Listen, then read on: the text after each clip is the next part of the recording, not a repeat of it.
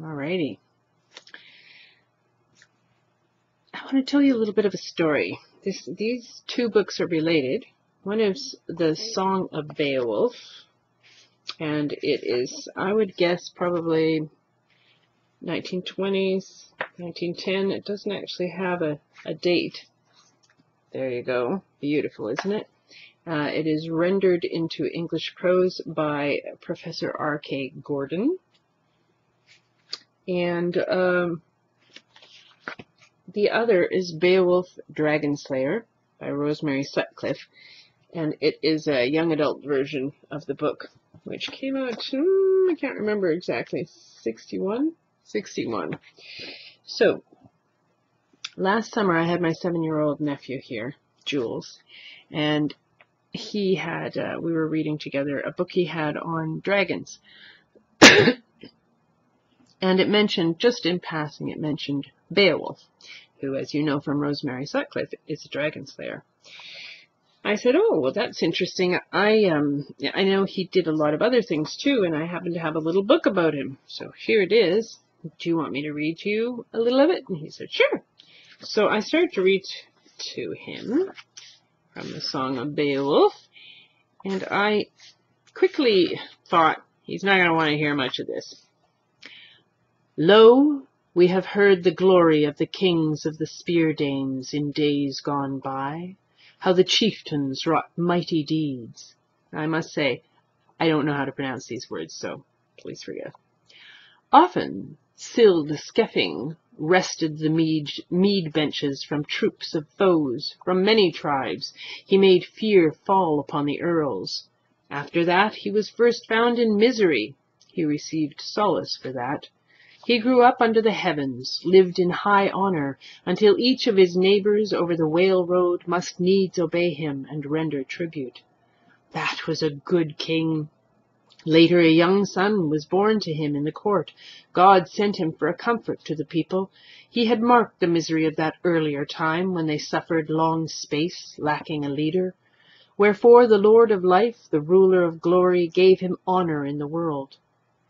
Beowulf was renowned. The repute of Sild's son spread far and wide in Scandinavian lands.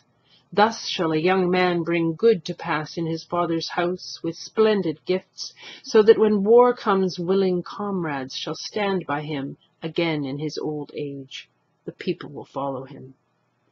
In every tribe a man shall prosper by deeds of love. Then at the fated hour Sild, very brave, passed hence into the Lord's protection. Then did they, his dear comrades, bear him out to the shore of the sea, as he himself had besought them, whilst as friend of the Scyldings, loved lord of the land, he held sway with speech. There at the haven stood the ring-proud ship, radiant and ready, the chieftain's vessel. Then they laid down the loved lord, the bestowers of rings on the bosom of the barge, the famous man by the mast. Many treasures and ornaments were there, brought from afar. I never heard of a sightlier ship adorned with weapons of war and garments of battle, swords and corselets. Many treasures lay on his bosom that were to pass far with him into the power of the flood. No whit less did they furnish him with gifts, with great costly stores, than did those who sent him forth in the beginning, while he was still a child alone over the waves. Further they set a gold banner over his head. They let the ocean bear him. They surrendered him to the sea. Sad was their mind, mournful in their mood.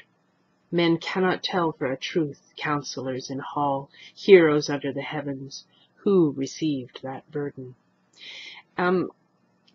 This is kind of a lofty speech style, not your normal 7-year-old fare, and so I kind of expected him to say, okay, thank you, that's enough, can we get back to the dragon book? But in fact, he got drawn right into it, and I read about 5 pages of this, and I was at about this point. He also created life of all kinds which move and live. Thus the noble warriors lived in pleasure and plenty, until a fiend in hell began to contrive malice. The grim spirit was called Grendel, a famous march-stepper who held the moors, the fen, and the fastness. The hapless creature sojourned for a space in the sea monster's home after the Creator had condemned him. The eternal Lord avenged the murder on the race of Cain because he slew Abel. He did not rejoice in that feud. He, the Lord, drove... At about this point, Jules started to stroke my finger like this. And I thought, okay, that's it. He wants me to stop. I will have mercy on him. I said, do you want me to stop? He said, no, I was just wondering, do you think maybe I could borrow that book? So, I did lend him the book. Unfortunately, it got tidied away and he couldn't find it for about 4 months, and so he didn't get to read very much of it. But he doesn't know this yet. For Christmas, I picked him up Beowulf, Dragon Slayer by Rosemary Sutcliff, which is, I think, probably a little more approachable for a fellow his age. And I will read you a little bit from the second chapter, The Danish Shore. Hrothgar's coast warden, sitting his horse on the cliff top northward of Hjarut, saw a strange vessel running in from the open sea between the high headlands at the mouth of the fjord. A war galley, long and slim and swift, and the light blinked on the painted shields hung along her bulwarks and the grey battle gear of the men who swung to her oars. Her square striped sail fell slack as the headland took the wind from it, and then came rattling down, and urged by her rowers, she headed like some eager, many-legged sea creature for the low, shelving beach where the cliffs dropped at the head of the fjord. I'm sorry, I have a cat walking across my lap. Hello, Finton.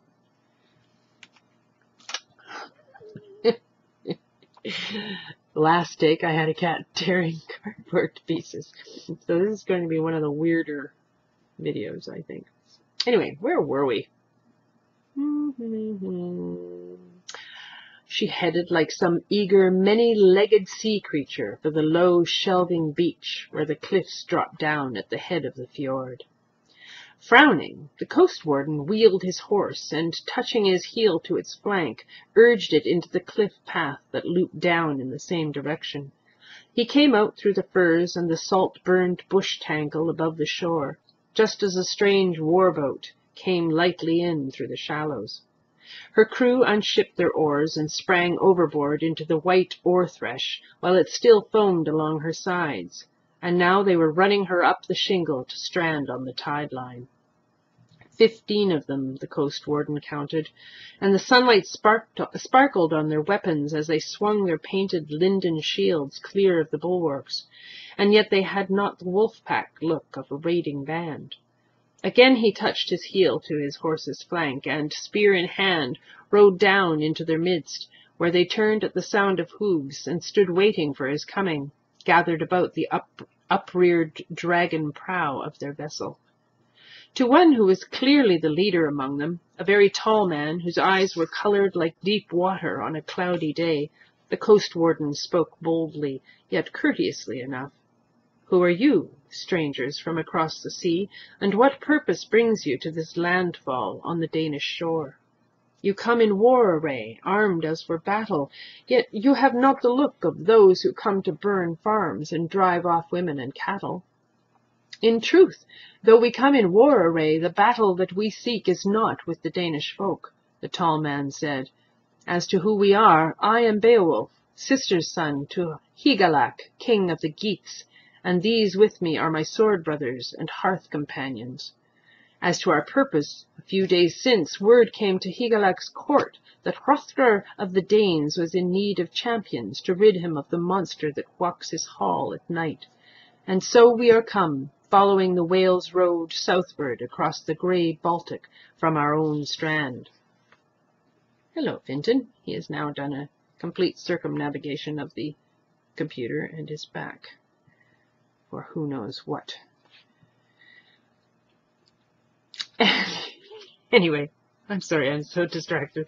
There's too much going on today. I've been at a science fiction convention all weekend having a whale of a time, and the cats are lonely. So I'm not going to try to do any more reading today of Beowulf or anything else. But I just wanted to let you know that there are many versions of the story of Beowulf besides the movie.